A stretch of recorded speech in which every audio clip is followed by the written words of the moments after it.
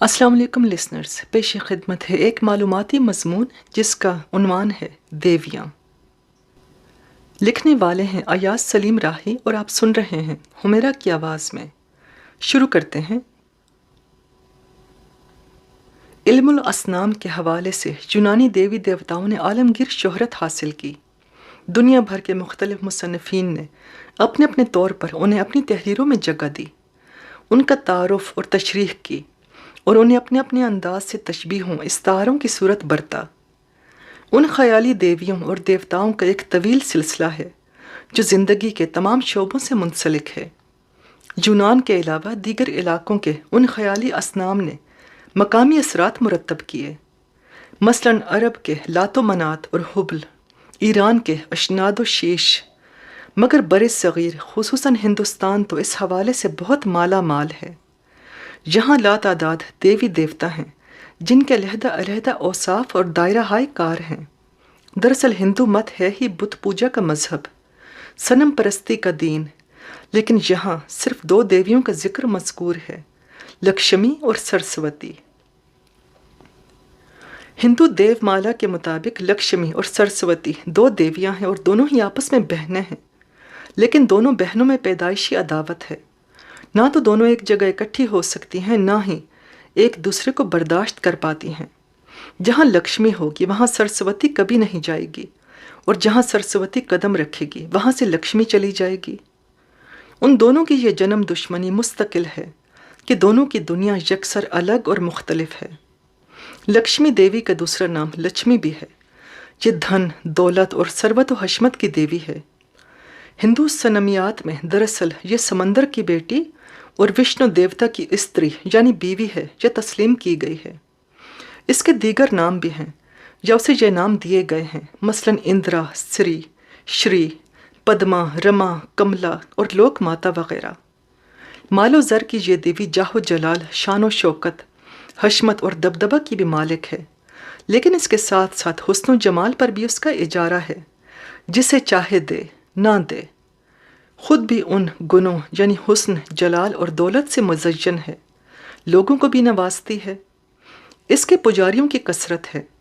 ظاہر سی بات ہے جاہ و جلال کی نسبت سے بہادر آدمی کی بیوی کو بھی لکشمی یا لچمی کہا جاتا ہے۔ رام چندر کی بیوی سیتا جی کا لقب بھی لکشمی یا لچمی ہے، جس کی پاک دامنی ہندوؤں کے ہاں ضرب المثل ہے۔ ہندو سماج یا گھرانوں میں بیٹی اور بہو کو بھی پیار سے لکشمی یا لچمی کہہ کر پکارتے ہیں۔ ہندو دکاندار ہلدی کو اور ہندو ترکھان زرد لکڑی کو لکشمی یا لچمی کہتے ہیں۔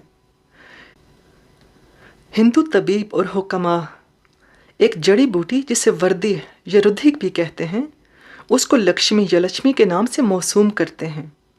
ہندو جوہری، موتی، در اور مروارید کو لکشمی یا لچمی کا نام دیتے ہیں۔ ہندو معاشرے میں لکشمی دیوی کا عمل دخل ہمہ گیر ہے۔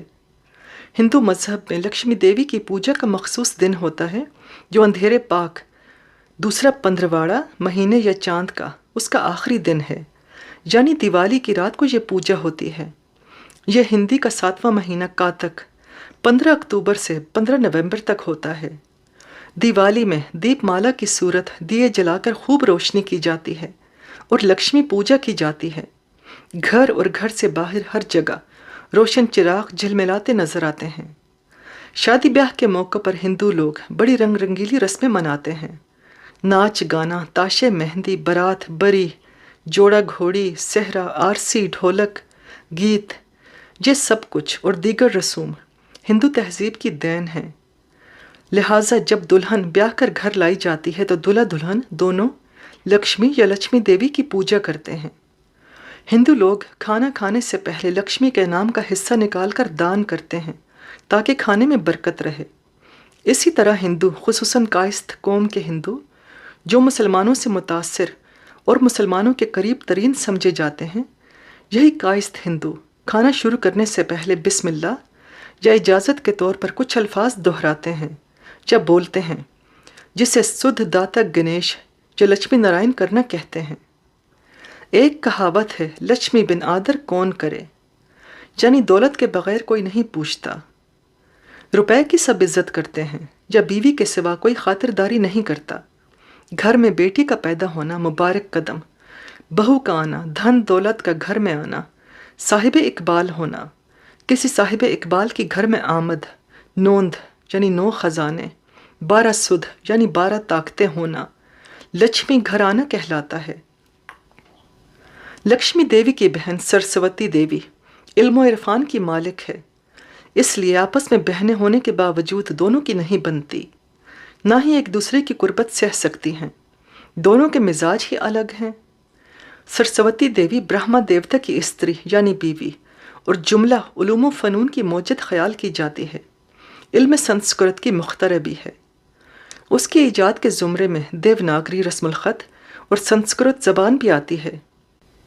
گفتگو کا فن بھی اس کی منت اور دین ہے۔ سرسوتی کے معنی بولنے کی طاقت، نطق، علم، عقل، آسمانی آواز، گائے اور نہایت اچھی عورت کے ہیں۔ ہندوؤں میں ایک سادھو فرقہ بھی ہے جو اپنے نام کے آگے سرسوتی لفظ لگاتا ہے۔ سرسوتی کے ایک معنی یوں بھی ہیں کہ وہ ملک جس میں تالاب اور جھیلیں ہوں۔ سرسوتی دیوی کا تہوار جسے سرسوتی پوجا یا سرسوتی پوجن کہا جاتا ہے، ماگھ کے مہینے میں ہوتا ہے، جو ہندی تقویم کا 10واں مہینہ ہے، جب سرد ہوا کے چلنے سے ٹھنڈ پڑتی ہے۔ یہ تہوار اترتے چاند کے 5ویں دن ہوتا ہے، یعنی 5 ماگھ کی تاریخ ہوتی ہے۔ یہاں یہ وضاحت ضروری ہے کہ ہندی مہینہ چاند کے 15ویں دن سے شروع ہوتا ہے، یعنی قمری مہینے کی 15 تاریخ کو جب چاند 15 دن کا ماہ کامل ہوتا ہے، اس دن ہندی مہینے کا پہلا دن ہوتا ہے۔ سرسوتی پوجا کے تہوار کو عام لوگ بسنت پنچمی کا نام دیتے ہیں اور اسی نام سے جانتے پہچانتے ہیں۔ اہل ہنود اس تہوار میں سرسوں کے پھول چن کر آب خورے میں گلدستہ بنا کر سجاتے ہیں۔ آب خورے کے ارد گرد پنی وغیرہ لگا کر دیوی کے استھان پر لے جاتے اور بھینٹ چڑھاتے ہیں، ساتھ ساتھ گاتے بجاتے بھی ہیں، کیونکہ سرسوتی علم موسیقی کی بھی دیوی ہے۔ اگرچہ تہوار کی اصل رت بیساکھ کے مہینے میں آتی ہے، مگر اس کا میلہ آمد بہار میں سرسوں کے پھولتے ہی ماگھ کے مہینے میں شروع ہو جاتا ہے۔ کیونکہ موسم سرما میں سردی کے باعث طبیعت و انقباض ہوتا ہے اور آمد بہار میں سیلان خون کے باعث طبیعت میں شگفتگی اور ولولہ پیدا ہوتا ہے، چنانچہ بسنت پنچمی کو سرسوتی پوجا ہوتی ہے۔ ہندوؤں کی ایک دعا یا آشیرواد ہے کہ سرسوتی سدا داہنے رہے، یعنی عقل و راستی ہمیشہ مدد پر رہے۔ سرسوتی دیوی کے پجاری لکشمی دیوی کے قریب نہیں جاتے یا اسے نزدیک نہیں آنے دیتے، اس کے لیے ان کا من راضی ہی نہیں ہوتا۔ لکشمی دیوی کو ڈنڈوت کرنے والے بھی سرسوتی دیوی سے کوئی تعلق نہیں رکھتے۔ ہندوؤں کی دیویوں کے بعد اب ذکر ہو جائے یونان کے 2 دیوتاؤں کا۔ یونانیوں کے ہاں اپالو دیوتا کو خاص اہمیت حاصل ہے۔ اس دیوتا کو یونانی اور رومی دونوں ہی اپالو کے نام سے یاد کرتے ہیں، تاہم بعض اہل روم اسے سول اور فیوبس کے ناموں سے بھی پکارتے ہیں۔ اس کا شمار طاقتور دیوتاؤں میں ہوتا تھا۔ بظاہر یہ سورج دیوتا اور سچائی کے دیوتا کے نام سے مشہور تھا اور جھوٹ نہیں بول سکتا تھا، تاہم گناہوں کی سزا دینا، بے گناہوں کو آفات سے بچانا، زخمیوں کا علاج کرنا، مستقبل کی خبریں دینا، دوسروں میں پیش گوئیوں کی صلاحیتیں پیدا کرنا، شہروں کی تعمیر اور طرز حکومت کے بارے میں قوانین وضع کرنا اس کے فرائض میں شامل تھا۔ پورے یونان سے لوگ اپنے مستقبل کے بارے میں باخبر رہنے کے لیے اس کے پاس آیا کرتے تھے۔ یہ موسیقی اور نغمے کا خدا بھی مانا جاتا تھا۔ گلیوں، گھروں، دروازوں اور اجتماعات کی جگہوں کے محافظ کے طور پر اسے ایگوس بھی کہتے ہیں۔ یہ زیوس اور لیٹو کی ناجائز اولاد تھی اور آرٹیمس کے ساتھ جڑواں پیدا ہوا، لیکن بعض لوگ کہتے ہیں کہ اس کے ساتھ لڑکی نہیں بلکہ لڑکا پیدا ہوا تھا جس کا نام اوفیمس تھا۔ بعض روایتوں میں ہے کہ اپالو اور آرٹیمس، زیوس اور لیڈا، ممکن ہے لیٹو کو ہی لیڈا کہا گیا ہو، اس کے اولاد تھے۔ لیٹو یا لیڈا ہیرا دیوی کی جلن میں ان دنوں ڈولس نامی جزیرے پر مقیم تھی، اور وہیں زیوس نے اس سے ہم بستری کی، جس کے نتیجے میں اپالو اور آرٹیمس پیدا ہوئے۔ اس کی تصویر بناتے وقت لباس نیچا اور گھیر عورتوں جیسا بنایا جاتا ہے۔ یہ تیر انداز تھا اور چاندی کی کمان استعمال کرتا تھا۔ اس کے روزمرہ معمولات میں اپنے 4 گھوڑوں کے رتھ پر سوار ہو کر سورج کی سیر کرنا شامل تھا۔ ایک سدا بہار درخت لارل اس کا پسندیدہ درخت، کوا پسندیدہ پرندہ اور ڈولفن پسندیدہ جانور تھے۔ یونان کا دوسرا اہم دیوتا ڈایوناسس تھا۔ یونانی اسے ڈایونوسس اور رومی بیکھس کے نام سے پکارتے تھے۔ بنیادی طور پر بیکھس کے معنی شور مچانے والے کے ہیں، لیکن یہ شراب اور رنگ رلیوں کا دیوتا تھا۔ اسی نے انگوروں اور دیگر پھلوں سے شراب بنانے کا فن ایجاد کیا تھا۔ ڈایوناسس کو ایک حسین نوجوان قرار دیا گیا ہے، لیکن اس کی زیادہ تر عادتیں عورتوں جیسی تھیں۔ تاہم اسے دوہرے خصائل کا مالک کہا جاتا ہے۔ ایک جانب یہ لطف و سرور اور لذت کا مالک تھا، لیکن دوسری جانب یہ انتہائی ظالم، بے عقل اور غصہ ور تھا۔ پرلے درجے کا شرابی تھا، اس لیے بعض کے نزدیک شراب نے ہی اسے متضاد عادات کا حامل بنا دیا تھا۔ یہ کسی کو بھی بآسانی پاگل بنا سکتا تھا۔ اس کے باپ کے خانے میں بھی زیوس دیوتا کا نام ہی لکھا ہوا ہے، جس کے ڈایوناسس کی ماں سیمیلی سے ناجائز تعلقات تھے۔ یوں یہ واحد دیوتا تھا جس کی ماں ایک انسان تھی۔ زیوس نے رات کے وقت سیمیلی سے ہم بستری کی۔ سیمیلی نہیں جانتی تھی کہ اس کے جسم سے کون کھیل رہا ہے، تاہم وہ ایک دیوتا کی محبوبہ بن کر بے حد خوش ہوئی۔ یہ بات چھپی نہ رہ سکی اور ہیرا دیوی کو جلد ہی پتہ چل گیا کہ سیمیلی کے پاس جانے والا کون ہے۔ وہ بھیس بدل کر سیمیلی کے پاس گئی اور اسے اکسایا کہ وہ اپنے محبوب سے اصل صورت دکھانے کی ضد کرے۔ جب زیوس دوبارہ اس سے ملنے کے لیے آیا تو سیمیلی نے اس سے اپنی ایک خواہش پوری کرنے کا وعدہ لے لیا۔ وہ اسے دریائے اسٹیکس پر لے گئی اور قسم دی کہ وہ بات ٹالے گا نہیں۔ زیوس اس کی محبت میں اس قدر دیوانہ تھا کہ رضامند ہو گیا۔ تب اس نے زیوس کو اپنی اصل صورت دکھانے کے لیے کہا۔ زیوس اس بات پر بے حد ناخوش ہوا، کیونکہ وہ جانتا تھا کہ اس کا انجام کیا ہوگا۔ تاہم چونکہ وہ وعدہ کر چکا تھا، لہٰذا اسے پورا کیے بغیر چارہ نہ تھا۔ زیوس جوں ہی اپنی اصلی صورت میں آیا، سیمیلی اس کے جلوے کی تاب نہ لا سکی اور جل کر راکھ ہو گئی۔ زیوس نے بچے کو بچانے کے لیے اپنی ران چیر کر اسے اس میں رکھ لیا۔ وقت مقررہ پر بچہ زیوس کی ران سے صحیح سلامت پیدا ہوا۔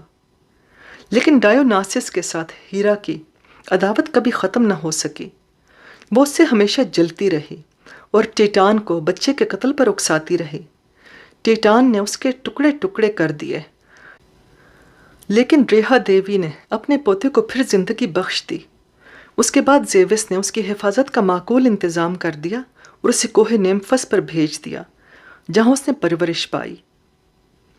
ڈایوناسس اپنے مذہب اور رسوم کی ترویج کے لیے دنیا بھر کی سیاحت کرتا رہا۔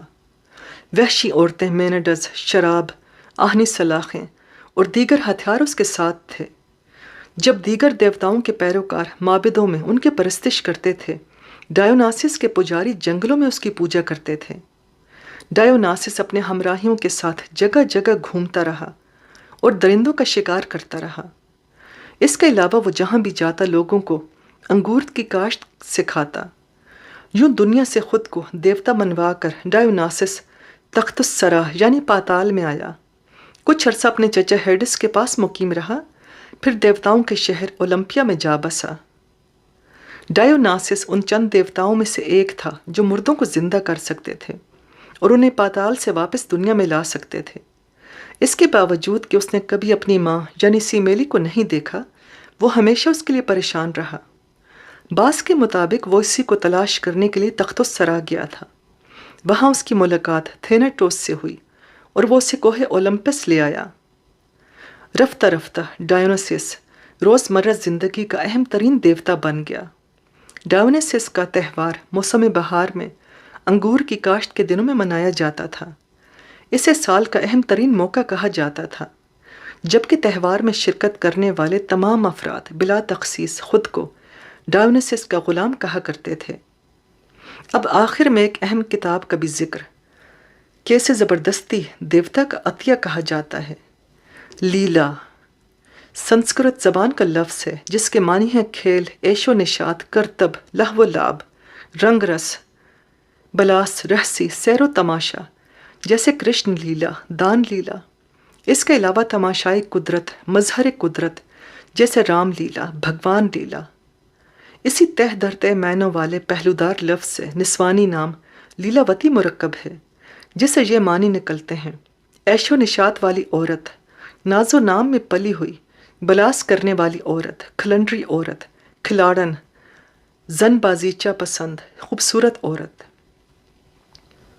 لیلاوتی ایک باکمال ہندو ریاضی دان کی بیٹی کا بھی نام ہے، جس کے نام پر حساب یعنی ریاضی کی ایک نادر اور گراں قدر کتاب وجود میں آئی اور علم ریاضی کے دامن میں بیش بہا اضافے کا موجب بنی۔ اس انمول اور بیش بہا کتاب کو ہر مسلک اور مذہب کے شائقین ریاضی نے ہاتھوں ہاتھ لیا، سر آنکھوں پر بٹھایا، اس کی اہمیت، گہرائی اور لازوال خوبیوں کا کھلے ذہن و دل سے اعتراف کیا۔ مصنف کی تخلیقی قوت، اعلیٰ کاوش اور خوبصورت تصنیف کو بے حد سراہا۔ اس کتاب کو کس نے، کب، کیسے اور کیوں کر تخلیق کیا، آئیے دیکھتے ہیں۔ سرزمین ہندوستان شروع ہی سے اعلیٰ علوم کا مرکز و منبع رہی ہے، جہاں کی فنی ایجادات اور نت نئی اختراعات گلزار عالم میں انوکھے پھول کھلاتی رہی ہیں۔ سلطان محمود غزنوی کے عہد میں ابو ریحان البیرونی اور علامہ ابو الفیض فیضی، جو شہنشاہ اکبر کے 9 رتنوں میں سے ایک تھے، ان جیسے علماء نے بظاہر ہندو بن کر اور ہندوؤں میں گھل مل کر سنسکرت سیکھی اور پھر ہندی علوم و فنون کو دنیا پر آشکار کیا۔ یوں ذہن ہندی کی بلند پروازیوں اور نکتہ رسی نے دنیا بھر سے اپنا لوہا منوایا اور داد سمیٹی۔ ہندی علوم کے عربی، فارسی اور پھر دیگر زبانوں میں تراجم ہوئے۔ اسی لیے دانائے راز علامہ اقبال کہہ اٹھے: عطا مومن کو پھر درگاہ حق سے ہونے والا ہے، شکوہ ترکمانی ذہن ہندی نطق اعرابی۔ آج سے تقریباً 9 صدی پہلے کا ذکر ہے۔ ملک ہندوستان اعلیٰ دماغ ریاضی دان، ماہر منجم اور عالم بے بدل کے وجود سے جگمگا رہا تھا، جس کا نام نامی شری بھاسکر آچاریہ تھا۔ سنسکرت میں بھاسکر کے معنی ہے سورج، سونا، آگ، چمکدار، منور، جبکہ آچاریہ روحانی مرشد، معلم، استاد، پیر، رہنما، پنڈت، کسی فرقے کا بانی اور پجاری کے معنی دیتا ہے۔ ودیا ساگر شری بھاسکر آچاریہ کا عہد مختلف بتایا جاتا ہے۔ بعض کے نزدیک سلطان محمد غوری 1194 عیسوی کے وقت یہ بمثل عالم موجود تھا، کچھ اس سے پہلے کا زمانہ قرار دیتے ہیں۔ بہرحال شری بھاسکر آچاریہ کے ہاں پہلی اور اکلوتی بیٹی نے جنم لیا۔ بڑے پیار اور چاو سے گھر آئی لکشمی کا نام لیلاوتی رکھا گیا۔ خوشی کی مختلف رسمیں ادا کرنے کے بعد جب لیلاوتی کی جنم پتری یعنی مستقبل کا ذائچہ بنایا گیا تو آنے والے دنوں کی جھلک سب کو سوگوار اور فکر مند کر گئی۔ جنم پتری کے مطابق نوزائیدہ لیلاوتی کا سہاگن ہونا ناممکن تھا، یعنی اسے عمر بھر بن بیاہی کنواری ہی رہنا تھا۔ اس انکشاف نے شری بھاسکر آچاریہ کے دن کا چین اور راتوں کی نیند اڑا دی۔ وہ مسلسل اور مستقل تشویش میں مبتلا ہو گئے۔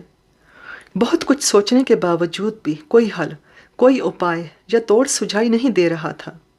اسی ادھیڑ بن میں ایک عرصہ گزر گیا تو ایک روز اچانک انہیں یہ خیال آیا کہ پھیروں کے لیے یعنی نکاح کے لیے کوئی ایسی شبھ گھڑی یعنی مبارک لمحہ مقرر کرنا چاہیے جس سے گرہ یعنی سیارے کی گردش کی سختی جاتی رہے اور ابھاگن بیٹی سہاگن بن کر گھر بار والی ہو جائے، گود بھرے اور پوتوں تک کو کھلائے۔ اہل ہنود میں بچپن کی شادی اور آگ کے گرد پھیرے کا رواج ہے۔ اب ایسی شبھ گھڑی یعنی مبارک لمحہ اتفاق بلکہ حسن اتفاق سے ہی مل پاتی ہے۔ شری بھاسکر آچاریہ مدتوں منتظر اور چوکنے رہے، سیاروں کی گردش اور وقت کے کھیل پر نظریں جمائے رہے۔ بالآخر جب مخصوص دن آیا اور مطلوبہ شبھ گھڑی یعنی مبارک لمحہ کے آنے میں کچھ دیر ہی رہ گئی تو شری بھاسکر آچاریہ نے ایک بڑے برتن کو پانی سے آدھا بھرا اور ایک کٹورے کے پیندے میں سوراخ کر کے کٹورا پانی پر پڑے برتن میں چھوڑ دیا۔ اسے آبی گھڑی کہا جاتا ہے، یعنی کٹورے میں پیندے کے سوراخ سے تھوڑا تھوڑا پانی آتا اور جس وقت کٹورا پانی سے لبالب ہو کر ڈوب چکتا تو یہ عین وہی شبھ گھڑی یعنی مبارک لمحہ ہوتی جس کا شری بھاسکر آچاریہ کو انتظار تھا۔ شری بھاسکر آچاریہ نے ایک ہوشیار منجم کو کٹورے پر نگہبانی کے لیے کھڑا کر دیا اور نہایت سختی سے تاکید کی کہ جس وقت یہ کٹورا پانی میں ڈوب جائے اسی وقت ترنت آ کر مجھے اطلاع دو۔ خود شری بھاسکر آچاریہ پوجا اور پراتھنا یعنی دعا اور زاری میں جت گئے، مگر تقدیر کا لکھا کب مٹتا ہے۔ جو گھڑی شری بھاسکر آچاریہ نے اتنی مدت سے ساتھ رکھی تھی، جس مبارک لمحے کے لیے وہ عرصہ سے اپنا سکھ چین تیاگ کر انتظار کی سولی پر لٹکے ہوئے تھے، وہ آن کی آن میں ہاتھ سے نکل گئی اور سب ہاتھ ملتے رہ گئے۔ تدبیر تقدیر کے ہاتھوں سر پیٹ کر رہ گئی۔ شری بھاسکر آچاریہ اپنی طویل تپسیا، خالص پوجا اور دلی پراتھنا یعنی دعا کے باوجود بری طرح ہار گئے۔ کرم کا لکھا پورا ہونا تھا سو ہو کر رہا، برہم وقت اپنی سی کر کے ہی رہا۔ ہوا یوں کہ بچوں کی یہ اکثر عادت ہوتی ہے کہ نئی چیز یا نئے کام کو بڑے چاو اور بار بار غور سے دیکھتے ہیں۔ لیلاوتی گو سمجھدار تھی مگر پھر بھی ابھی بچہ ہی تھی۔ جس بڑے برتن میں شری بھاسکر آچاریہ نے کٹورا ڈال رکھا تھا، لیلاوتی بار بار وہاں جاتی اور بڑے برتن پر جھک کر تیرتے ہوئے کٹورے کو دیکھتی اور اس عمل کو سمجھنے بوجھنے کی کوشش کرتی۔ ایک بار جھکنے میں اس کی چوڑی کا موتی جھڑ گیا اور کٹورے کے عین سوراخ پر جا ٹھہرا۔ نتیجتاً پانی آنے کا راستہ بند ہو گیا۔ جب اندازے سے زیادہ وقت گزر گیا اور نگہبان منجم نے آ کر کچھ خبر نہ دی تو شری بھاسکر آچاریہ کا ماتھا ٹھنکا کہ کہیں لیلاوتی کے ستارے نے کوئی چمتکار تو نہیں دکھا دیا۔ انہوں نے کٹورے کو دیکھا تو اس کے بھرنے میں ابھی بہت دیر تھی۔ کٹورا باہر نکال کر دیکھا تو معلوم ہوا ایک چھوٹے سے موتی نے پیندے کا روزن یعنی سوراخ بند کر رکھا ہے۔ اب کیا ہو سکتا تھا؟ شری بھاسکر آچاریہ بے بسی سے ایک طویل سانس بھر کر رہ گئے، مگر شری بھاسکر آچاریہ کوئی عام آدمی نہیں تھے کہ بالکل ہی مایوس ہو کر ہاتھ پاؤں ڈال دیتے۔ وہ بہرحال ایک بلند پایا عالم، خالص ہنرمند اور ذہین ترین منشیہ تھے۔ انتہائی ناموافق صورتحال میں بھی اپنی صلاحیتوں اور فن کو مثبت رخ دینا بخوبی جانتے تھے۔ سو انہوں نے لیلاوتی کو گلے سے لگایا، پیار کیا اور کہنے لگے، سنو پیاری بیٹی، بیاہ شادی اس لیے کرتے ہیں کہ اولاد ہو اور اس سے دنیا میں نام چلے، لہٰذا تقدیر اگر ایسا نہیں چاہتی نہ ہمیں کرنے دیتی ہے تو کوئی بات نہیں، میں تیرے نام کی ایسی کتاب تخلیق کروں گا کہ رہتی دنیا تک تیرا نام روشن رہے گا۔ شری بھاسکر آچاریہ نے اپنے اس قول اور وعدے کو یوں نبھایا کہ دن رات انتھک محنت کی، ریاضی اور ہندسہ عملی میں ایک نہایت اعلیٰ درجے کی عمدہ کتاب تخلیق کی اور کتاب کا نام لیلاوتی رکھا۔ اس کتاب کی ترتیب اس طرح ہے کہ شروع سے آخر تک باپ بیٹی سے سوال کرتا چلا گیا ہے۔ یہ شری بھاسکر آچاریہ کی شبانہ روز محنتوں اور صلاحیتوں کا نچوڑ تھا۔ اس طرح علمی حلقوں میں لیلاوتی کا نام ہمیشہ کے لیے امر ہو گیا۔ کہا جاتا ہے کہ علم العادات کی درجہ بندی بھی شری بھاسکر آچاریہ سے منسوب ہے، جس کے 4 درجے ہیں۔ نمبر 1، 1 سے 9 تک اکائی درجہ۔ نمبر 2، 10 سے 90 تک دہائی کا درجہ۔ نمبر 3، 100 سے 900 تک سینکڑے کا درجہ۔ نمبر 4، اور 1000 سے آگے آخر تک ہزاریے کا درجہ۔ شری بھاسکر آچاریہ نے اپنی اکلوتی اور چہیتی بیٹی لیلاوتی کو پوری دل جمعی سے ہر طرح کے علوم سکھائے اور بن بیاہی بیٹی کی عمر بھر کی تنہائی کا خوب حل نکالا۔ اس کے تاریک مستقبل میں مختلف علوم کی شمع روشن کی۔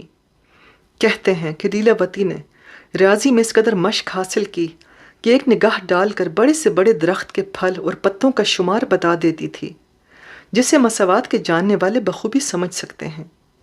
لیلاوتی کی اسی مہارت کے سبب کچھ لوگوں کا خیال ہے کہ کتاب لیلاوتی خود لیلاوتی ہی نے تخلیق کی ہے، جس کی ندرت اور خوبیوں کا اہل ہند تو کیا دنیا بھر کے اہل علم نے کھلے ذہن اور دل و جان سے اعتراف کیا اور اسے مستقل اہمیت کی کتاب قرار دیا۔ اس کتاب کا فارسی میں ترجمہ علامہ ابوالفیض فیضی یعنی شہنشاہ اکبر کے 9 رتنوں میں سے ایک نے کیا۔ انگریزی ترجمہ ڈاکٹر ٹیلر اور مسٹر کولبرگ صاحبان نے کیا۔ لسنرز، اس کے ساتھ ہی یہ معلوماتی مضمون ختم ہوتا ہے۔ امید ہے یہ مضمون آپ کو پسند آیا ہوگا۔ میں آپ کی خدمت میں ایسے